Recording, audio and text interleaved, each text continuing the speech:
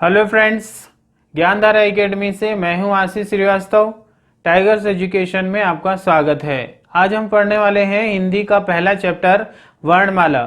इस चैप्टर में मैं आपको हिंदी के वर्णों से आपको जानकारी दूंगा। हिंदी वर्णमाला में कौन से शब्द का कौन से वर्ण जो हैं वो किस कैटेगरी में आते हैं, उनकी क्या पहचान है, उन्हें कैसे पहचाना जाता है, जैसे स्वर क्या होते हैं, व्यंजन क्या होते हैं, स्वर की जो कैटेगरीज हैं वो बताई जाएंगी कि हस्त स्वर क्या होते हैं, दीर्घ स्वर क्या होते हैं, ठीक है, संयुक्त स्वर क्या होते हैं, व्यंजन क्या होते हैं, संयुक्त व्यंजन क्या होते हैं, अंतस्थ क्या होते हैं, ऊष्म व्यंजन क्या होते हैं, स्पर्श व्यंजन क्या है। इसके अलावा पूरी वर्णमाला में जो आपको सघोष क्या होते हैं, ठीक है, घोष क्या होते हैं, ठीक है, बल्ब प्राण क्या होते हैं, महाप्राण क्या होते हैं, इन सब चीजों से आपको अवगत कराया जाएगा। तो सबसे पहले आप देखिएगा हिंदी का पहला चैप्टर, ठीक है, हिंदी का पहला चैप्टर है, ठीक है, वर्णमाला, ठीक है, वर्णमाला में, ठीक है। अब ये वर्णमाला जो है ये वर्णों का निर्माण कैसे हुआ ये आपको समझना है। तो जो वर्ण होता है, ठीक है, उसका निर्माण कैसे हुआ है, तो किसी भी भाषा के लिए सबसे इंपॉर्टेंट चीज होती है ध्वनि। तो आपने देखा होगा, ये फिजिक्स में भी पढ़ा होगा आपने, ध्वनि जो है, ठीक है, साउंड, साउंड जो होता है हर भाषा का आधार होता है, ठीक है ना। साउंड जो होता है हर भाषा का आधार होता है। तो ये साउंड कैसे निकलता है, तो जब भी किसी चीज में कंपन होता है तो उससे साउंड निकलता है, और ये जो कंपन है जो ध्वनि उत्पन्न करता है ये कान का विषय है, ठीक है, ध्यान रहेगा। जब ये कान का विषय है, ये कान जो है उस ध्वनि को सुन लेता है। सारी ध्वनियां, जैसे आपने फिजिक्स में पढ़ा होगा कि हर साउंड को, ठीक है, कान नहीं सुन पाते, ठीक है, तो लेकिन ये जो ध्वनि है, ठीक है, जिसको अपने कान क्या कर सकते हैं, सुन सकते हैं, तो ध्वनि जो है वो कान का विषय है, ठीक है, ध्यान रहेगा। अब ये ध्वनि की बात होगी तो सुनना तो अपने को कान से हो गया, लेकिन ये जो ध्वनि है इसमें वेरिएशन आता है, जो साउंड आता है वो साउंड आता है अपने शरीर के वाग यंत्रों के द्वारा। वाग यंत्र मतलब स्वर यंत्रों के द्वारा, ठीक है, ध्वनि में चेंजेस आते हैं या वेरिएशन आते हैं, ठीक है, ध्यान रहेगा। वो ये ध्वनि जो ही है वो वर्ण का निर्माण करेगी, या कह सकते हो अक्षर का निर्माण करेगी। तो अपने शरीर में आपने देखा होगा, ठीक है, खासकर जो वायु है, वायु का जो वेरिएशन है, प्राण वायु है, जिस तरीके से जिस स्पीड से जाती है ना, इसकी जो स्पीड रहेगी या जिस स्पीड से ये कंठ से निकलेगी उस हिसाब से ध्वनि आपको सुनाई देगी। तो इसमें देखिएगा कि आपने देखा होगा कि जो मानव शरीर है उसमें जो मानव शरीर है उसमें जो वाग यंत्र हैं, या आप कह सकते हो कि वो कौन कौन से जो यंत्र हैं जो ध्वनि को तैयार करेंगे, ठीक है। तो सबसे पहले आप देखिएगा कि जो है ना प्राणवायु है वो कहाँ से निकलती है, कंठ से निकलती है, ठीक है, ध्यान रहेगा। तो ये कंठ इंपॉर्टेंट रोल प्ले करेंगे। तो कुछ वर्ण जो है वो कहाँ से तैयार होंगे, कंठ से तैयार होंगे। जैसे अभी अपन स्वर के बारे में पढ़ेंगे, जो कंठ से निर्बाध रूप से निकलते हैं वो स्वर कहलाते हैं। तो पहली चीज क्या हो गया, कंठ, है ना, ध्यान रहेगा। कंठ जो है वो इंपॉर्टेंट रोल प्ले करता है। जब ऐसा ऊपर अपन ऊपर आते हैं, ठीक है, ध्यान रहेगा, तो ये यहाँ पर जो आता है वो क्या कहलाता है, ठीक है, ये कहलाता है यहाँ पर तालव्य। क्या कहलाता है, तालु कहते हैं जिसको, तालव्य, ठीक है। तो यहाँ से जो शब्द निकलेंगे वो तालव्य कहलाएंगे, मतलब कंठ इंपॉर्टेंट रोल प्ले करता है, ठीक है, ध्यान रहेगा। उसके बाद तालु इंपॉर्टेंट रोल करता है। फिर इसके ऊपर जो रहता है अपना जो ठोस भाग रहता है, ऊपरी सिरा जो रहता है उसको कहते हैं मूर्धा। उसको क्या कहते हैं, मूर्धा कहते हैं, ठीक है। तो ये कंठ से ध्वनि निकलती है, ठीक है, ये फिर तालु से टकराती है, फिर ये मूर्धा कहलाता है। ये जो सब वेरिएशन तैयार करते हैं ये अपने पूरे शरीर के अंग होते हैं जो स्पर्श करते हैं, ठीक। उसके ऊपर जो रहते हैं यहाँ पर दांत रहते हैं, ठीक है, दांत, और यहाँ पर जो अल्टीमेटली यहाँ पर जो है वो क्या है, ओंठ है। मतलब आप देखिएगा कि आपके जो स्वर ध्वनियां हैं या वाग यंत्र हैं जो किस तरीके से तैयार होते हैं, ये ध्वनि में जो वेरिएशन होता है वो शरीर के अंगों के द्वारा होता है, कंठ के द्वारा, तालु के द्वारा, मूर्धा के द्वारा, दांत के द्वारा, ओंठ के द्वारा, ठीक है। जब स्पर्श व्यंजन, अपन स्पर्श व्यंजन के बारे में बात करेंगे, जो कंठ से स्पर्श होंगे वो कंठय कहलाएंगे, जो तालु से होंगे तालव्य कहलाएंगे, जो मूर्धा से होंगे मूर्धन्य कहलाएंगे, जो दांत से होंगे वो दंतय कहलाएंगे, औष्ठय कहलाएंगे। मतलब इतनी बात आपके समझ में आई कि ये जितनी भी मतलब स्वर यंत्र हैं, आप कह सकते हो कि मानव शरीर के जो अंग है ये जो है वो ध्वनि में परिवर्तन लेके आते हैं। अब जो ध्वनि में परिवर्तन होके आता है ठीक है, ध्यान रहेगा, इसी से साउंड बनता है। सारी चीजों को आप इन्हीं की वजह से आप क्या कर सकते हैं, पहचान सकते हैं। ठीक है, ध्यान रहेगा। अब ये ध्वनि जो है, ये सबसे पहले आप इन चीजों को ध्यान में रख लीजिएगा कि ये कंठ, तालु, मूर्धा, दांत और होंठ ये इंपॉर्टेंट रोल प्ले करते हैं काय के लिए, ध्वनि के लिए। ठीक है, अब इतनी बात आपको समझ में आ गई। अब आप देखिएगा कि जो ध्वनि है, और जब ध्वनि को आप क्या कर सकते हो, ठीक है, स्पष्ट रूप से आप लिपिबद्ध कर सकते हो। मतलब आप ध्वनि की जो मूल इकाई, जो लिखित रूप से मूल इकाई है, वो कहलाती है वर्ण। क्या कहलाती है, वर्ण कहलाती है। ठीक है, ध्यान रहेगा। अब ये वर्ण है, तो वर्ण जो है वो बेसिकली क्या है, हिंदी में कितने वर्ण हैं, 52 वर्ण हैं। कितने वर्ण, 52 वर्ण हैं। तो ये वर्णों की दो कैटेगरी डिवाइड की गई है। ठीक, ध्यान रहेगा। पहली कैटेगरी डिवाइड की गई है स्वर, पहली कैटेगरी की गई है स्वर, और दूसरी कैटेगरी डिवाइड की गई है व्यंजन, स्वर और व्यंजन। ठीक है, ध्यान रहेगा। अब आपने देखा होगा कि जो स्वर है, ठीक है, तो ये पर्टिकुलर एक टॉपिक आपको स्वर का पढ़ना है और एक टॉपिक आपको व्यंजन का पढ़ना है। तो अभी अपन तो बेसिकली सारी चीजें पढ़ लेते हैं। यहाँ पे स्वर जो होते हैं वो 11 हैं, अभी पढ़ेंगे कौन कौन से 11 हैं। व्यंजन जो है वो है 33 व्यंजन है। ठीक है, ध्यान रहेगा। अब ये स्वर, व्यंजन, अब ये वर्ण जो होता है, अब सबसे पहले आप ये थोड़ा सा वर्ण को समझ लीजिए। ये वर्ण जो है वो ऐसी इकाई है ध्वनि की जिसको क्या कर सकते हो आप, तोड़ नहीं सकते, खंडित नहीं होती। वो क्या कहलाती है, वर्ण। हर भाषा में वर्णों की संख्या अलग अलग होती है। ठीक है, जैसे कि इंग्लिश में 26 होती है, हिंदी में जस्ट उसकी डबल है। ठीक है, तो ये वर्ण जो होते हैं वो दो कैटेगरी में बांटे गए हैं, एक स्वर होते हैं और एक व्यंजन होते हैं। अब स्वर जो होते हैं उसके 3 प्रकार हैं बेसिकली। कितने प्रकार हैं, 3 प्रकार हैं। पहला प्रकार, अब इनकी बहुत सारी कैटेगरी के हिसाब से स्वरों को बांटा गया है। किसके आधार पर स्वर, जैसे आपसे पूछा जाएगा उत्पत्ति के आधार पर स्वर कितने प्रकार हैं, तो अलग अलग रहेंगे। इतिहास के आधार पर हैं तो अलग अलग रहेंगे, है ना। उच्चारण के या समय काल के अनुसार स्वर हैं वो कितने प्रकार के हैं, वो अलग अलग रहेंगे। तो ये स्वर पर्टिकुलर एक अलग टॉपिक है, इसके बारे में अभी अपन आगे पढ़ेंगे। ऐसी व्यंजन जो है, ठीक है, अब व्यंजन का भी एक पूरा टॉपिक है। व्यंजन में भी आप देखिएगा कि जो सबसे पहले व्यंजन आते हैं, इसको साधारण रूप में आप देख लीजिएगा। तो आप देखिएगा कि ये जो वर्ण है, स्वर होते हैं, उनको आप मूल रूप से यहाँ पर देख लीजिए। साधारण तौर पे अगर स्वर के बारे में बात करते हैं तो पहला वाले स्वर रहते हैं वो कहलाते हैं हास्य स्वर कहलाते हैं। ठीक है, इन्हीं को मूल स्वर कहते हैं, इन्हीं को क्या बोलते हैं, मूल स्वर कहते हैं। दूसरे वाले जो होते हैं वो कहलाते हैं, ये एक, इनमें एक मात्रा का समय लगता है, इनको एक मात्रिक भी कहते हैं। ठीक है, ध्यान रहेगा, एक मात्रिक का समय रहता है। ठीक, अब दूसरा वाले जो स्वर होते हैं वो क्या कहलाते हैं, ये द्विमात्रिक कहलाते हैं। इनमें दो समय, डबल समय लगता है, द्विमात्रिक कहलाते हैं। और जिसमें इनसे 3 गुना समय लगता है वो क्या कहलाता है, प्लुत कहलाता है। ये साधारण रूप से पढ़ेंगे आप। ठीक है, अभी इनके बारे में पूरा आगे चर्चा करेंगे। ऐसे आप देखिएगा व्यंजन जो है, व्यंजन भी कितने प्रकार के होते हैं, 3 प्रकार के होते हैं मूल रूप से। कौन कौन से होते हैं, एक होता है स्पर्श व्यंजन, ठीक है, दूसरा होता है अंतस्थ व्यंजन, ठीक है, और तीसरा होता है ऊष्म व्यंजन। क्लियर। अब ये है, तो अब अपन सिर्फ और सिर्फ किसके बारे में पढ़ने वाले हैं, स्वर के बारे में। अब ये स्वर एक अपने आप में एक अलग टॉपिक है।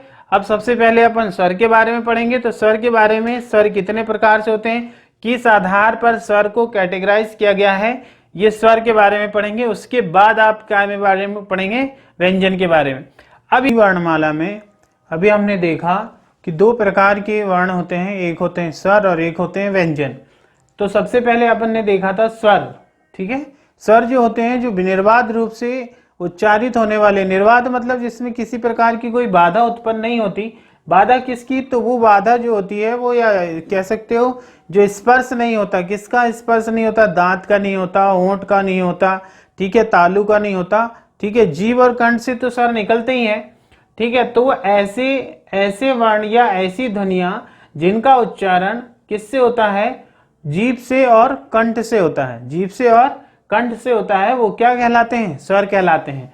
ठीक है, या अब इसका इस्तेमाल आप एक साधारण तौर पे आप ऐसे भी कह सकते हैं कि जो स्वर होते हैं, तो स्वर ऐसी ध्वनियां हैं जो निर्बाध रूप से मतलब बिना बाधा के, है ना, निकलती हैं कंठ से। या फिर आप कह सकते हैं कि ऐसी स्वर ध्वनियां जो बिना बाधा के उच्चारित होती हैं वो क्या कहलाते हैं, स्वर कहलाते हैं। अब यहाँ पर स्वर जो होते हैं उनको कैटेगराइज किया गया है कितने आधार पर, कितने आधार पर स्वर हैं। जैसे आपसे पूछा जाएगा मात्रा और उच्चारण काल, ठीक है, मात्रा और उच्चारण काल के आधार पर स्वर। दूसरा है उत्पत्ति के आधार पर स्वर, ठीक है, जीभ के प्रयोग के आधार पर। जब आप मैंने अभी आपको बोला कि भाई जो जीभ है वो इस्तेमाल होती है, ठीक है, ध्यान रहेगा, उसके आधार पर स्वर कौन कौन से हैं। तो क्वेश्चन अब ये आता है मुंह के खुलने के आधार पर, आपका मुंह कितना खुलता है, ठीक है, निर्बाध रूप से उच्चारण होते हैं पर सारे में एक सा मुंह नहीं खुलता है, ठीक। ओंठ की स्थिति के आधार पर ओंठ कितने बोल, जैसे कि आपके ओंठ गोल होंगे, ठीक है, वर्तुल बनेंगे, तो ये सब प्रकार है, ये मतलब इतने आधार पर स्वर को कैटेगराइज किया।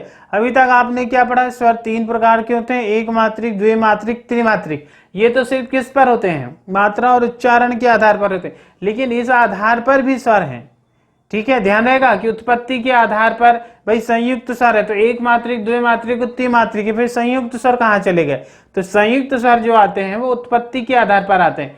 अब सबसे पहले देखिएगा मात्रा, ठीक है, ध्यान रहेगा। अब सबसे पहले स्वर जो वर्गीकरण हो रही है वो किसके आधार पर हो रही है, मात्रा। मात्रा जो है वो समझते होंगे आप, ठीक है, ध्यान रहेगा। जैसे जितने भी स्वर हैं, ठीक है, उनकी मात्रा है। जैसे आपने स्वर देखा होगा तो स्वरों की संख्या कितनी है, 11, ठीक है, स्वरों की संख्या कितनी है, 11। और मात्राओं की संख्या कितनी है, हिंदी में मात्राओं की संख्या है 10।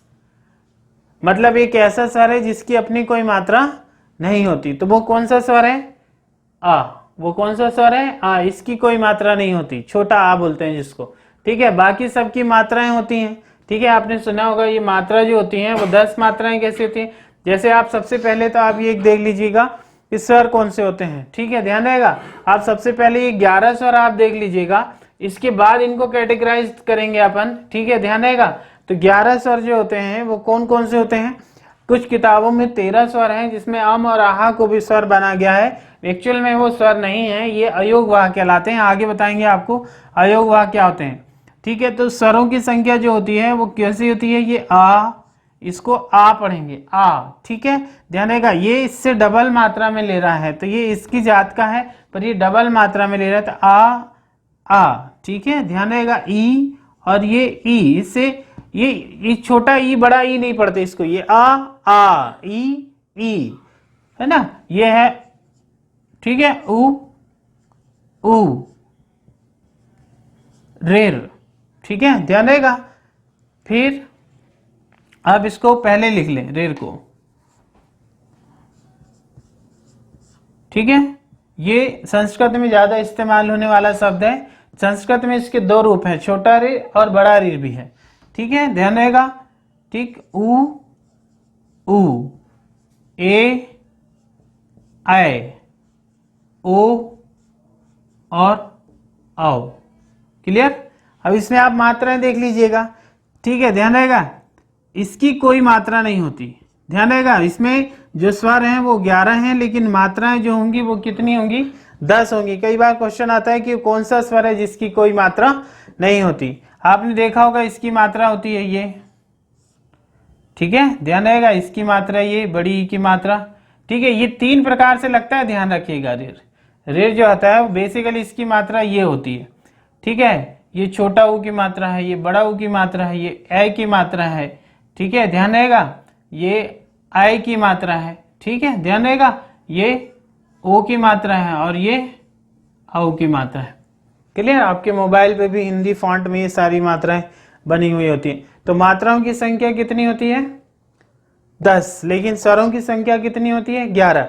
अब इन जितने स्वर हैं, ये जो 11 स्वर हैं, इनको कैटेगराइज किया गया है, ठीक है, ध्यान रहेगा। यदि अब आपसे पूछा जाएगा कि इनमें से ह्रस्व स्वर कौन सा है, इनमें से दीर्घ स्वर कौन सा है, इनमें प्लुत स्वर कौन सा है, तब इसमें प्लुत स्वर तो है ही नहीं, ठीक है, ध्यान रहेगा। ये 11 स्वर की बात कर रहे हैं, लेकिन जब अपन यहाँ पर उच्चारण के आधार पर पढ़ेंगे तो एक स्वर और हो जाएगा, वो प्लुत स्वर कहलाएगा। पर यहाँ पर प्लुत स्वर के बारे में बात नहीं की गई है, ठीक है। ये साधारण तौर पर इस्तेमाल होने वाले हैं, ठीक है। जो प्लुत स्वर है वो बेसिकली संस्कृत भाषा में ज्यादा इस्तेमाल होता है।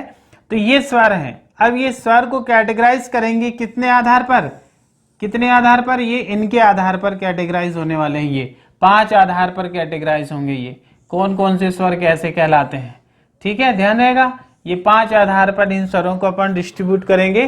मात्रा के आधार पर, उत्पत्ति के आधार पर, जीभ के प्रयोग के आधार पर, मुंह के खुलने के आधार पर, ओंठ की स्थिति के आधार पर। तो सबसे पहले अपन देखने वाले हैं मात्रा और उच्चारण। ठीक है, मात्रा और उच्चारण काल के आधार पर सर सबसे पहले देखेंगे, फिर उसके बाद उत्पत्ति के आधार पर देखेंगे, फिर जीभ के प्रयोग के आधार पर, फिर मुंह के खुलने के आधार पर, फिर ओंठ के खुलने के आधार पर। तो सबसे पहले आप देखिएगा किसके आधार पर, किसके आधार पर, उच्चारण। उच्चारण मतलब आप कितना टाइम ले रहे हैं, आप उसमें जितना टाइम आप लेंगे वो उसका उच्चारण काल कहलाएगा, वो उसका क्या कहलाता है, उच्चारण काल कहलाएगा। ठीक है, तो सबसे पहले अपन स्वर लिख लेते हैं, है ना। तो किसके आधार पर, मात्रा तथा उच्चारण काल के आधार पर स्वर। ठीक है, तो उच्चारण काल के आधार पर स्वरों की 3 भाग किए गए हैं। सबसे पहला है ह्रस्व स्वर। ठीक है, ध्यान रहेगा, इसी को क्या बोलते हैं, मूल स्वर कहते हैं। ठीक, ध्यान रहेगा।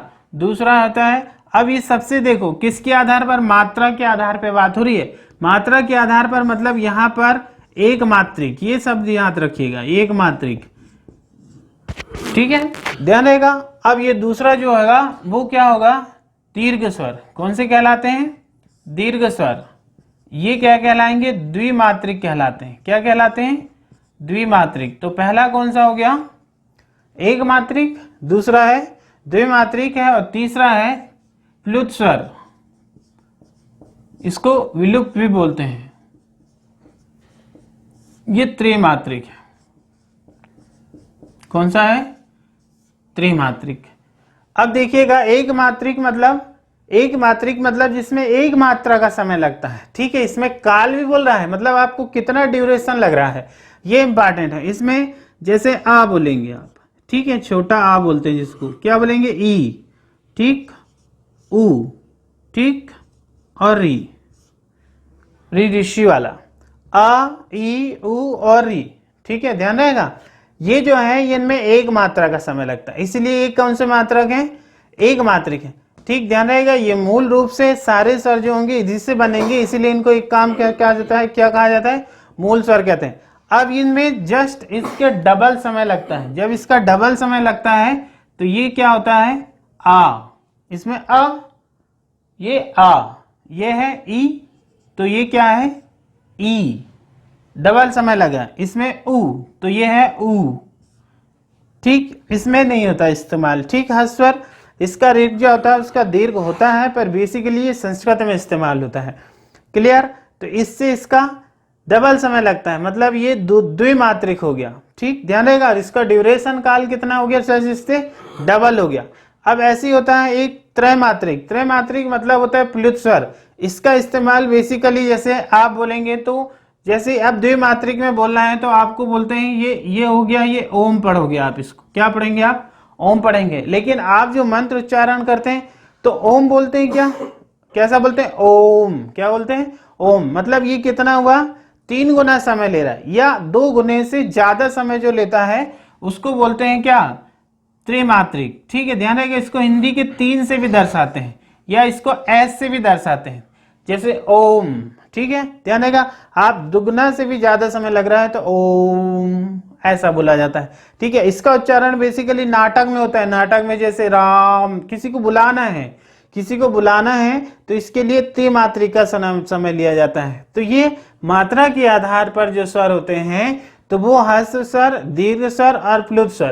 तो यदि आपसे पूछा जाएगा मात्रा और उच्चारण के आधार पर, उच्चारण काल मतलब इसमें 1 मात्रा का समय, इसमें 2 मात्रा का समय, इसमें 3 मात्रा, या आप कह सकते 2 से ज्यादा, 3, 4, 5 कितना भी हो सकता है। तो वो क्या कहलाता है, कौन सा क्या कहलाएगा, ये मात्रा तथा उच्चारण के आधार पर। अब आप अगला अपना देखना है किसके आधार पर, जो बताया था मैंने आपको। अगला जो आपका है वो उत्पत्ति के आधार पर। मतलब अब जो आगे वाले जो स्वर पढ़ने वाले हैं, अब अपन उत्पत्ति के आधार पढ़ेंगे। ये किसके आधार पर पढ़े थे, मात्रा, एक मात्रा, द्विमात्रा और त्रैमात्रिक, मात्रा के हिसाब पे। काल के मतलब इसका जितना समय लगता है उससे इसका ज्यादा समय लगता है, इससे इसका ज्यादा समय लगता है।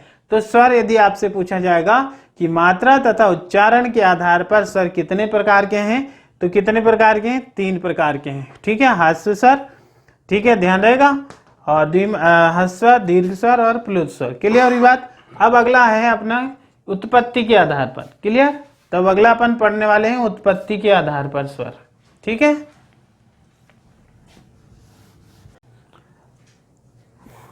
अब पढ़ने वाले हैं अपन उत्पत्ति के आधार पर स्वर। उत्पत्ति के आधार पर मतलब उत्पत्ति के आधार पर स्वर जो है उनको भी 3 भाग में बांटा गया है। उत्पत्ति मतलब जैसे कि तैयार किए गए हैं वो।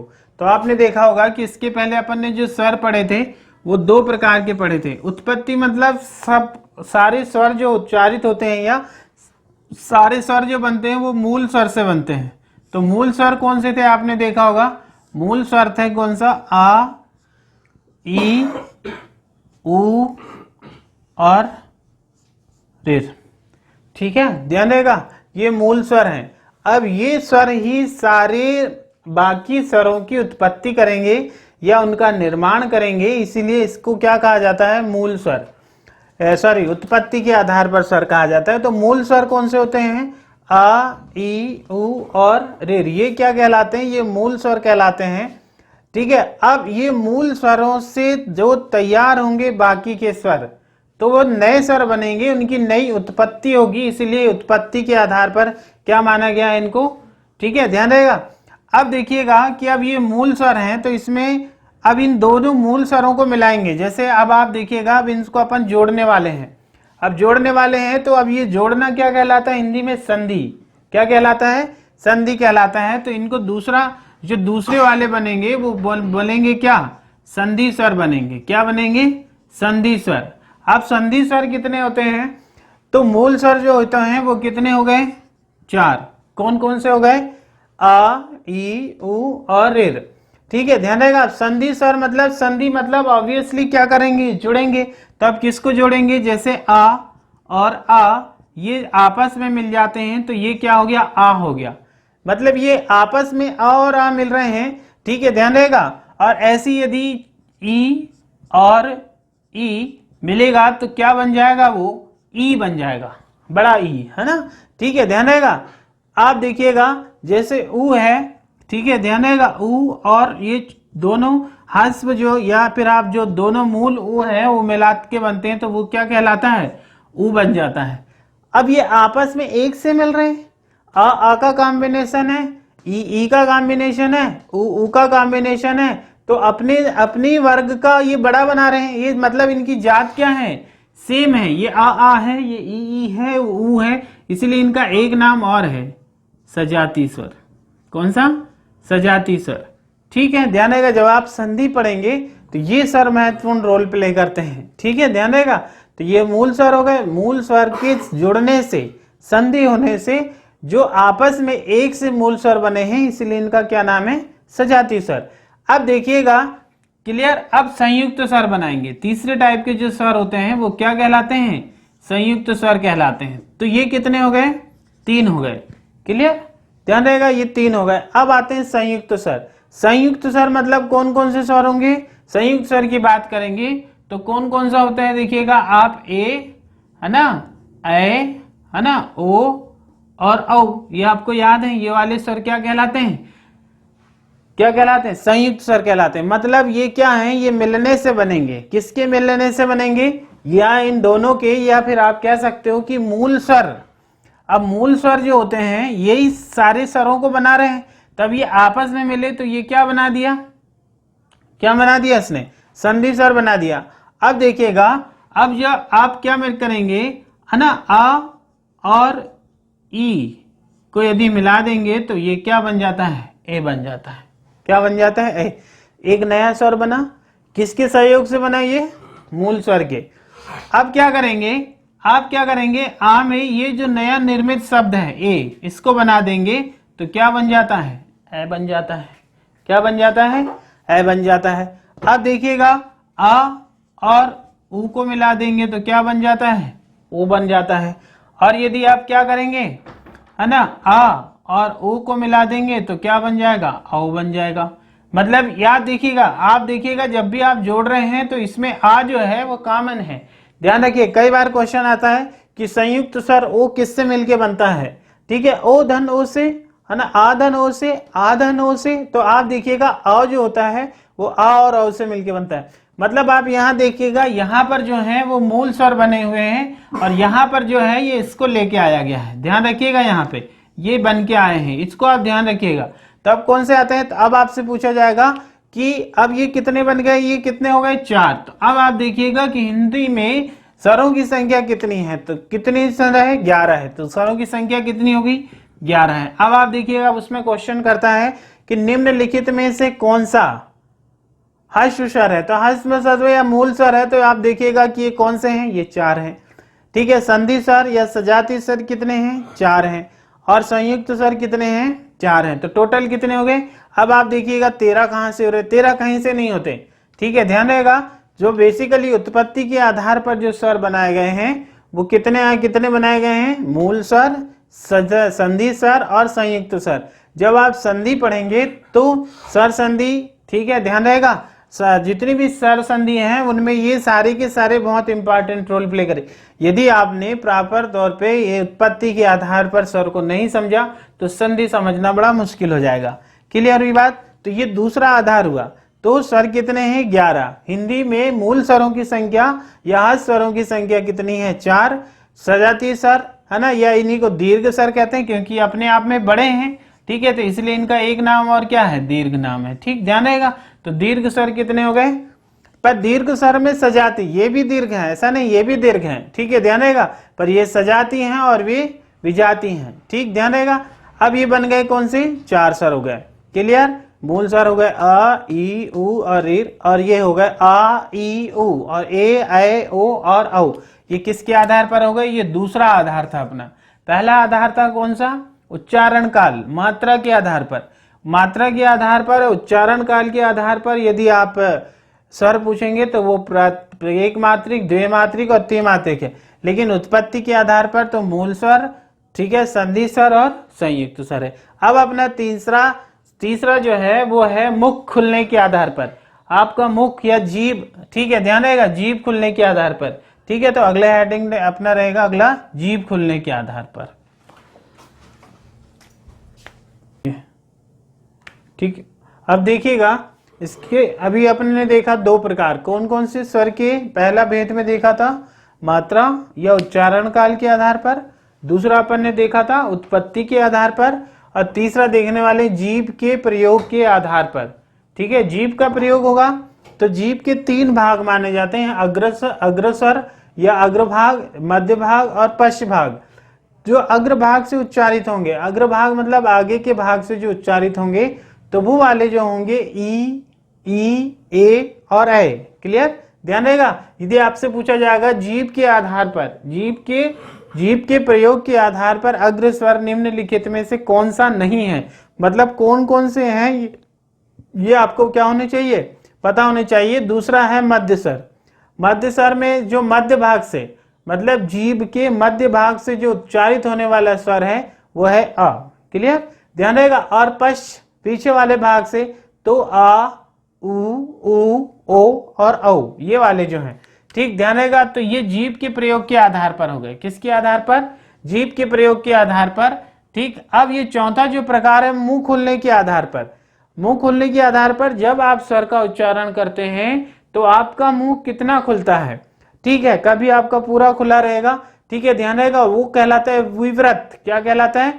इसमें क्या होगा? आपका मुख ओपन होगा, जैसे आ, जब आप बोलेंगे, आप खुद आप प्रैक्टिस करके देखेंगे तो आ बोलेंगे तो आपका फुल जो ओपन हो जाता है वो कौन सा कहलाता है? विवृत हो जाता है। तेजी से आप बोल के देखेंगे आ, तो इसमें पूरा मुंह खुला रहता है, कंठ से आने हुई वाली आवाज जब निकलती है, ठीक है, तो आपका पूरा मुंह खुल जाता है, तो वो विवृत है। तो आपसे क्वेश्चन पूछा जाएगा कि ऐसा कौन सा स्वर है या कौन सा उच्चारण स्वर है जिसको उच्चारित करते समय मुख पूरा खुल जाता है, या फिर ऐसे स्वर जिसको बोलने पर पूरा मुंह खुल जाता है, वो कौन सा स्वर होगा? तो वो होगा विवृत। विवृत मतलब आपका जो मुख है वो पूरी तरीके से क्या हो जाएगा? खुल जाएगा। लेकिन आधा मुख खुले, आधा मुख खुले मतलब अर्ध विवृत। ठीक, ध्यान रहेगा। तो जब आधा मुख खोलेंगे तो आ, ए, औ। ठीक, क्लियर? ध्यान रहेगा। इसको आप प्रैक्टिकली इस्तेमाल करके देखिएगा, जब आपको समझ में आएगा कि आ, ए और औ को बोलने पर उतना मुंह नहीं खुलता जितना किसको बोलने पर खुल रहा था? आ बोलने पर खुल रहा था। ठीक, ध्यान रहेगा। संवृत मतलब क्लोज, ई उ आ देखिएगा क्लोज है, ठीक, ध्यान रहेगा। लेकिन ए और अ बोलने के बाद आपका आधा खुलेगा, ठीक है, ध्यान रहेगा। इसके स्थान पर इन दोनों की स्थिति में जो जीभ है वो नीचे रहती है, ठीक है, नीचे रहेगी, फिर थोड़ी ऊपर उठ जाएगी, फिर इसमें, ठीक है, ध्यान रहेगा, इनमें ऊपर उठी हुई रहती है जीभ। प्रैक्टिकली जब आप बोलेंगे तो आप फील करें कि आपकी जीभ कहां पर है। तो यदि आपसे पूछा जाएगा मुख खुलने के आधार पर स्वरों को कितने भेद में बांटा गया है, तो कितने भेद में बांटा गया है? 4, विव्रत, अर्धविव्रत, असंवृत और अर्धसंवृत। क्लियर हुई बात? तो ये कौन सा भाग हुआ? इसका चौथा भाग हुआ। पहला अपन ने उच्चारण काल के आधार पर पढ़ा था, दूसरा उत्पत्ति के आधार पर पढ़ा था, तीसरा जीभ के प्रयोग के आधार पर पढ़ रहे हैं, चौथा मुख खुलने के आधार पर पढ़ रहे हैं। अब पांचवी स्थिति आ जाती है ओठ। होठों की स्थिति के आधार पर जब आप स्वर का उच्चारण कर रहे हैं तो आपके होठ कैसे बन रहे हैं, ठीक है, ध्यान रहेगा। जब आपके होठ में कैसा व्रत बनेगा, ठीक है, ध्यान रहेगा, तो वो व्रत मुखी कहलाएंगे, गोलाकार। ये मुख जो है वो गोलाकार हो जाएगा, ठीक है, ध्यान रहेगा। ये की स्थिति में मुख गोलाकार नहीं होगा। तो जब गोलाकार नहीं होगा तो कैसा? अव्रत हुआ, और गोलाकार हो गया तो व्रत हो गया। तो अवृत्त मुखी मतलब जिसमें गोलाकार नहीं होगा आपका मुख, वो होगा आ ई ए ऐ।